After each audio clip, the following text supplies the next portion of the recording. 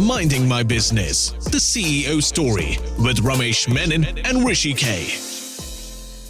Hello. It's been a tragic week in many ways because of the passing of our Chief of Defence Staff, General Bipin Rawat, and his wife in a helicopter crash. Our deepest condolences to the bereaved family. At the other end of the spectrum, there's still a part of India that's obsessing about the Vicky Kaushal, Katrina Kaif wedding in Rajasthan. I'm Rishi K. This is Minding My Business, the CEO story. Let's say hello to the CEO of Fever Network and Radio 1, my co-host, the one and only Ramesh Menon. Hey, hi everybody. Hello, Rishi. Yes, you're right. Life throws up pain and pleasure and sometimes plain gossip as well. We're in the media industry and we've seen that right through the week.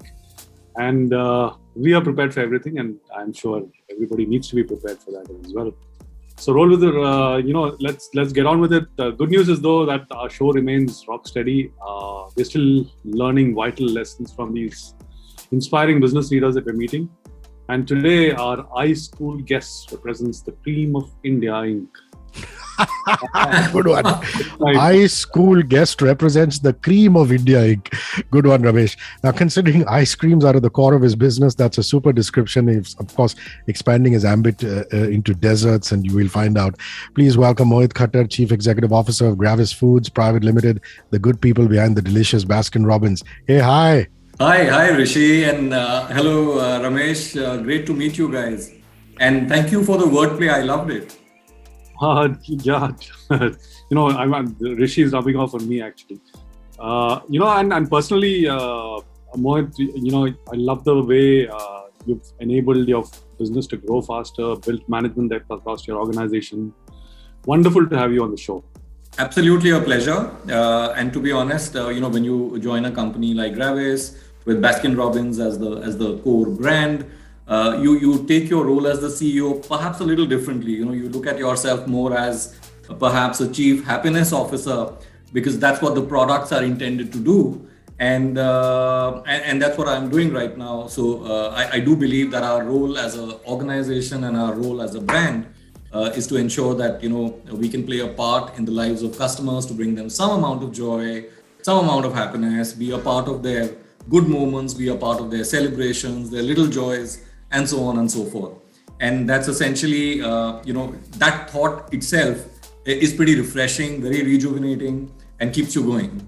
Well, Ramesh, I have to tell you, one of my most memorable conversations on air as well as off air have been with Mohit when he was heading things at Nature's Basket, Godrej Nature's Basket at the time, both in studio and outside in the picturesque terrace at Godrej headquarters, Godrej One.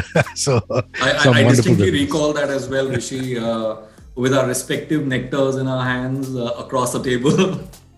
I do recall that very clearly. You should have some more of those kind of conversations. Absolutely. Mohit, let's begin by asking you about your Winter Wonderland menu. What's that all about? For many of us in the country, winter is not usually associated with ice creams per se. Winter is all about gloominess and days where you are kind of ensconced just inside your quilt, inside the house. Those are not days which are bright or anything like that, remotely even close to that. Normally, people in the ice cream industry kind of, take a little bit of a breather at that time. And this is when we were questioning ourselves and saying, okay, what is it that we can do to bring some energy back into the lives of our customers? Can we do something which is different? And that's where the thought of Winter Wonderland originated. We said, okay, let's make winters a time where we can re-engage with our customers, do something which is perhaps a little bit different, bring a couple of products which bring a smile to your face, which bring you some warmth, some joy. And that's really how the thought originated. So Winter Wonderland is all about different kinds of products that we brought to the table. And it's our way of showing how ice creams and desserts can turn even the coldest days and make it, warm and happy and exciting. Nice. Now, let's get into the details, all the delicious details. What comes in the new winter menu in terms of products and, the offerings? Well, to begin with, we've got a range of, fun new flavors. By and large, Rishi and, Ramesh, both of you know that in the ice cream industry, flavors have tended to be around products or ingredients that go into it. So there's a mango ice cream, and there's a strawberry, and there's a chocolate, and so on and so forth. we just tried to mix things around a bit. So we have a range of fun flavors. We have a flavor that's called Shooting Star. We have a flavor that's called My Mother is an Alien. We have a flavor that's called Winter Tiramisu, and so on and so forth. These are special flavors developed for the winter in our country and for our consumers here. And then for the first time, we are thinking, we have thought of extending our brand beyond ice creams and taking it to maybe another adjacent category. And Ramesh, you would understand adjacencies well, given the fact that you come from a retail background as well. So extending ourselves, from ice creams into desserts. Now that's, and again, it's coming from the fact that by and large in the industry, winter is not necessarily the best time. So we thought, how about bringing something warm that people can consume as a dessert during this time of the year.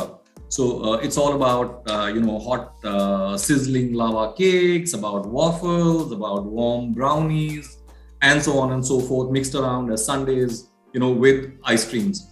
And trust me on one more thing, nothing warms you better in winter than a good scoop of ice cream. It sounds a little counterintuitive because, in the winter having a cold ice cream, but trust me, it actually warms you. It's a scientifically proven fact. I completely agree. I just coincidentally, I just bought something on the way. I didn't realize, it didn't connect that I was going to do this interview with you, but I just bought it. Awesome. And I was looking at the new packaging as well and the new brands. So the product names are very unusual. Yeah. Definitely not the stuff that you would come across normally, right? Yeah. I'm curious to know how did you decide on these and a name like MMIA, and I realize it is My Mother is an Alien. How did you come up with these names? In general, Baskin-Robbins has been innovating flavors for the last God knows how many years, maybe 50, 60 years. And we've always taken a bit of creative leap. Even many, many years ago, we launched a flavor called Mississippi Mud, which happens to be our fastest selling chocolate flavor. Even today, which is a mix of chocolate and brownies and so on and so forth. So it was a creative leap at that point of time. Today, of course, everybody understands, what are we talking about. But I think the process for us hasn't changed. The process is still pretty much the same. And in our internal deliberations, my team was going completely wild. And we had suggestions when we first kind of zeroed in on a name like this for a product like My Mother is an Alien, which incidentally is it's a confluence of different kinds of flavors and textures and ingredients. There were suggestions right from my mother-in-law is an alien to My Mother is an Alien, and we zeroed in on the one we thought could be more acceptable. There seems to be a lot of excitement in the air. Baskin-Robbins has always been known for ice creams, but you briefly mentioned you're entering the warm dessert space. Dessert space, yes. You've got to elaborate, please. Yes. So, ice creams have been popular around the world, and along with ice creams, we have, we recently, maybe about a year or two ago, we also ventured into other adjacent categories like thick shakes. We thought, that was a category that could perhaps, resonate well with our target consumers. Sundays is a space, cold Sundays is a space we've been into for some time. And this was a kind of natural extension in a way, Rishi, and we felt that, at this point of time in the year, when your body actually craves for things that are warm or hot, people don't necessarily look at ice cream as a suitable solution, even though ice cream gives you that, kind of warmth that you need in the winters. And that is proven by countries like the United Kingdom or any of the other colder countries where ice cream consumption does not go down in the winters. And here we, of course, in India, the consumer behavior has been shaped by different realities, and people have not been so keen to experiment with ice creams during this time. So this was our way of telling them that, here is an opportunity for you. Here are warm desserts, and here are new ice cream flavors that you can engage with all over again, not only satisfy your taste buds, but also keep you warm. And that's really where the core of the thought or the crux of the thought came from. Very happy with the kind of range that we've been able to put together and what we have introduced in the market. Very happy also with the kind of response that we are getting. So all in all, seems to be a good wicket to be on at this time. That's wonderful. Okay, at this point we're going to break the format. In the spirit of all the fun that we are anticipating in winter. This is going to be new for us too, something we've never done before on the show. But we figured that since your brand is so much fun and you're planning so much fun this winter, we're going to do something totally fun with you. Absolutely. Let's just say that this is Minding My Business, the CEO Story's answer to Coffee with Karan. Oh my God. So, are you going to give me a hamper? Well, depends how well you do. I'm just joking. Let's see how innovative you are coming up with answers to these tricky ones. So this is a rapid fire, Mohit. Okay, first question. Do I go? Yeah. First question. What are the favorite accessories of an alien's mom? Pretzel earrings and maybe a chocolate stole. Pretzel earrings. That's lovely. I didn't expect we'd be asking these questions. Well, surprise, Ramesh. Now, shooting star the ice cream flavor. You have only 3 words to describe it, Mohit. Only the 3 words. Which ones would you use? 1, 2, and 3. I'll give you 2 options. You can choose dreams come true, and the second 3 independent words would be popping, magical, fun. Cool. It's a nice one. So let's say you're having a rough day, Mohit. Which warm dessert would you choose for comfort and why? Easy one. The sizzling lava cake with Baskin-Robbins vanilla ice cream. Nothing beats it. Can't go wrong. Okay, this one's about ODing on your goodies. If you could have an unlimited supply of one Baskin-Robbins ice cream, Mohit, just the one flavor, which one would it be and why? For me, it would be our newly launched flavor, Winter Tiramisu.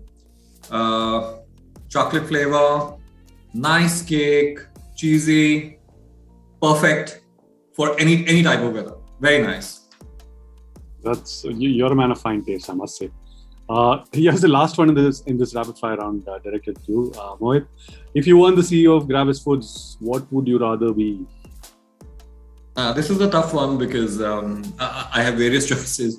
When I was growing up, it was, I wanted to be a doctor. I no longer wish to be a doctor. No offense meant to anyone, but yeah, I'm pretty happy. I would have been pretty happy being a sommelier somewhere or being a flavorologist, ice cream taster. I love that job. So in a way, this is my dream job. Sommelier, an ice cream sommelier. That's interesting. Well done on the rapid fire, Mohit. You've just proved to us all over again that you're really, really quick on the uptake. And obviously, we can never give you a hamper which would match up as well to a Baskin-Robbins hamper. So maybe a hamper of songs, Rishi. That's a good one. That we can do anytime. Now listen, since I'm a music man and I know you're really passionate about music, I thought I'd slip in something music or song related. What song, Mohit, does Shooting Star Ice Cream remind you of? Shooting Star, the song remind me of? Or do you want me to tell you a song on the Shooting Star? Yeah, you can do that. Correct. I remember hearing the song maybe sometime back. I don't remember was it Owl City or was it? I'm not quite sure. Shooting Star by Owl City. Yeah, maybe something. I'm going to give it to you. There are 2 shooting stars. One is by Owl City, and even before that, by a band called Bad Company, which is Paul Rogers, Mick Ralphs. Okay, right. So fantastic, great stuff. That was Rishi with his music. I know. He got me there. So you've been CEO of Gravis Foods now for almost 5 years. Tell us some interesting anecdotes, experience at work that you'll always remember. Not about one experience, but I'll tell you about a time that when we were thinking about our business and how we could kind of grow as a business. So it's not just about Baskin-Robbins and what can we do to engage with customers who are perhaps chasing lifestyles other than regular consumers. And then we figured that there was a whole host of consumers who had lifestyle, who were making lifestyle choices which were very different. People were following different kinds of diets. People were following different kinds of routines. Were becoming more fitness conscious, and so on and so forth. And that's when we brought in a new brand called the Brooklyn Creamery, which was a brand that we introduced about a year and a half ago. And so that entire process of working on the brand and the products and developing the packaging and introducing the flavors and then having a different business model for it. I mean, that entire process has been quite memorable. It's also been very rewarding because the brand's been very, very well received. It's doing really well, growing really well. We're receiving really good feedback on it. So that entire process has been very, very memorable. So it's not about just one thing, but yeah, that's one of the things that I would like to remember and remember very fondly at that. Lovely. Now, I mentioned right at the top, Mohit, that I remember your days at Nature's Basket. There is no doubt that it's been a very, very eventful career journey. What are your learnings from your diverse career route thus far? So, Rishi, most learnings have to do with me as a human being more than me as a business person. And those learnings are, perhaps true to many, many people. The first thing I would say is never ever stop learning. And Ramesh would, possibly agree with me there.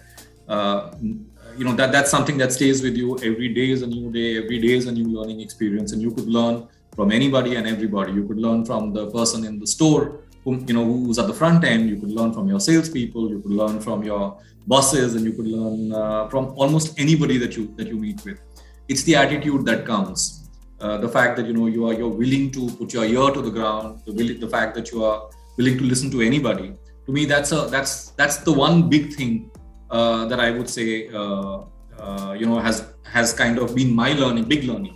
Then there are other things like, as I said, having your ear to the ground. You can be strategic. You can think of the big picture. You must always know the big picture and how the smaller cogs in the wheel kind of perform or fit in. But it's the having sight of the big picture, but having your ear to the ground is the second big learning. And then, of course, the way you treat people, the way you come across to people, to me, that's the third big thing. So it's all about humility. It's all about gratitude. It's all about being part of one team that's going to deliver. To me, those are some of the learnings that have stayed with me, continue to be with me as a person. They have shaped me as a person, and that's what I would like to take forward. I absolutely agree, Mohit. Nothing more important than learning, unlearning, learning, and unlearning. Absolutely. 2 years has taught us that. Nothing more important than that. Yeah. So off to a slightly lighter question. Actually, you cracked Rishi K's quiz question on music. So now, to a more broader question, what kind of genres of music or what kind of music do you listen to, and what kind of music do you like getting back to? What are any interesting concerts you attended or shows you attended, or what is it? Well, the kind of music that I like is more soothing music. Is perhaps therefore older. The older genres is something that possibly I go back to. So if you give me a choice, it would always be a Cliff Richard or a Eric Clapton, or that era of music is perhaps what I would go back to at any point of time. I don't think there's anything more beautiful than that. Obviously, there are newer songs because your family members, their tastes have evolved and their tastes have changed. And some of them, like children, typically like different genres and faster and whatever, heavy metal and so on and so forth. But I tend to go back to the older music and the older artists, and that's what I genuinely enjoy. Coming to concerts, not really much of a concert kind of a person, except if I'm chaperoning my kids. So that's not really me. Well, I have to say, Ramesh, the two artists that he picked, fabulous. Cliff Richard, or Sir Cliff Richard, just a bit of trivia. He was born in Lucknow, in India, because I believe so. Yeah, yes. His dad was in the East India Company. Yeah, so he has such great memories. He keeps talking about growing up in Lucknow and things like that.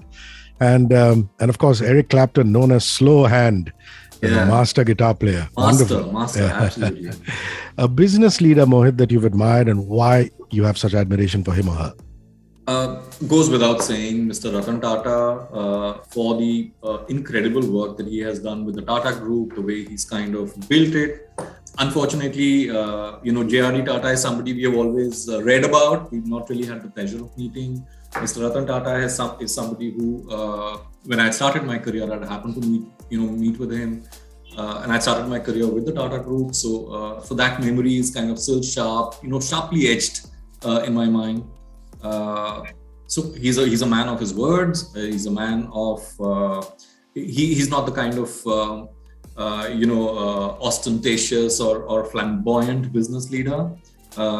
He's absolutely grounded and still thinks as big as possible. So those are values that I personally resonate with, and those are things that I personally admire, and which is why I possibly look up to him even today. Okay, a book that has made or left an impact on you. Several, Ramesh. Right from maybe 20 years ago or more, 30 years ago, a book called maybe Trying to Grow by Firdaus Kanga, if I'm not mistaken. It was a book about a guy with an autoimmune disorder who's trying to just overcome all his obstacles to just lead a normal life. Something as simple as that. To more recently, if I was to go back, there's the Ikigai that I read about. It's about how to lead a holistic life, and where your sense of self is all there.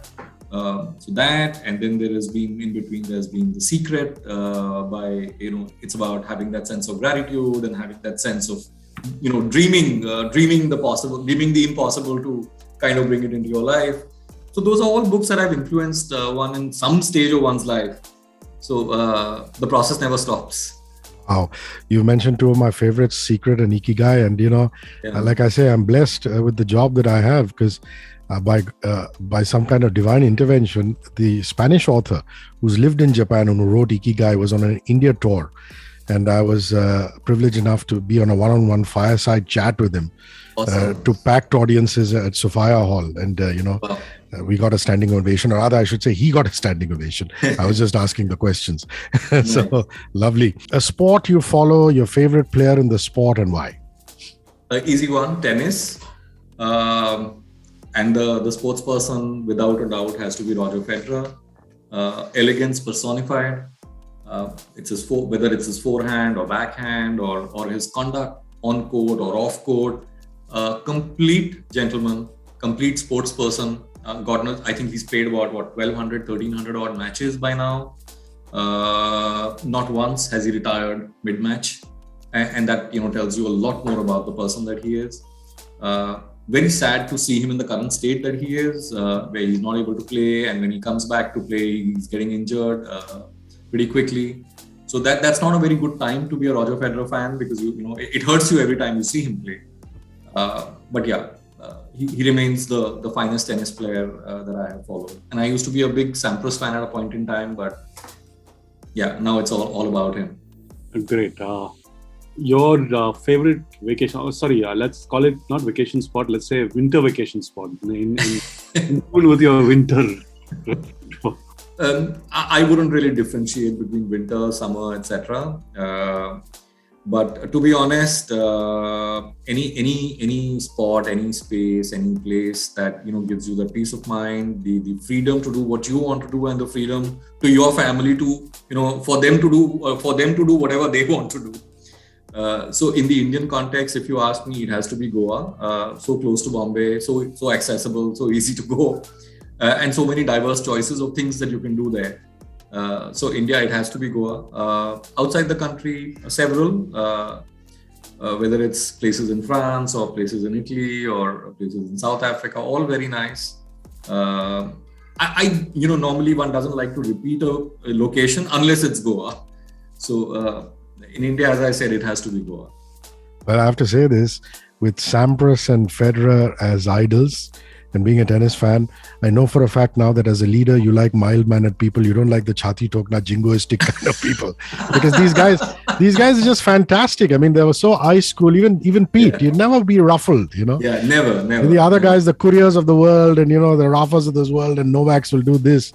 But these guys were just, amazing.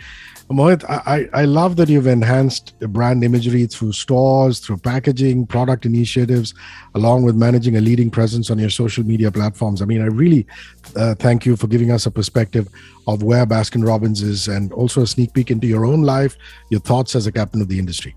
Thank you for having me.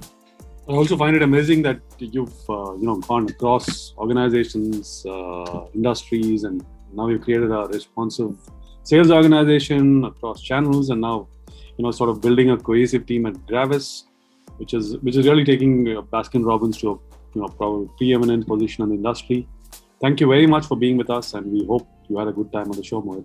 Absolutely a pleasure, Ramesh and Rishi. You guys have been fantastic hosts. Thank you for inviting me and for making this conversation so much fun. I genuinely enjoyed it. Thank you so much. Lovely. With that, it's time to wrap up this week's proceedings. Thanks for tuning in, guys, and make sure you keep listening to some great radio and podcasts. Build that habit. And come back next week for another awesome episode. Yes, Minding My Business, the CEO story, shall be back with another captain of the industry who's been a path breaker. Remember, you can catch us on 94.3 Radio 1 on FM radio and on HD Smartcast in podcast form over all major streaming platforms. It's a Radio 1 production. So till next week, it's bye from me, Rishi K. And me, Ramesh Menon. See you soon. Thanks for watching. If you like this video, then subscribe to our channel and press the bell icon so you don't miss out on more content.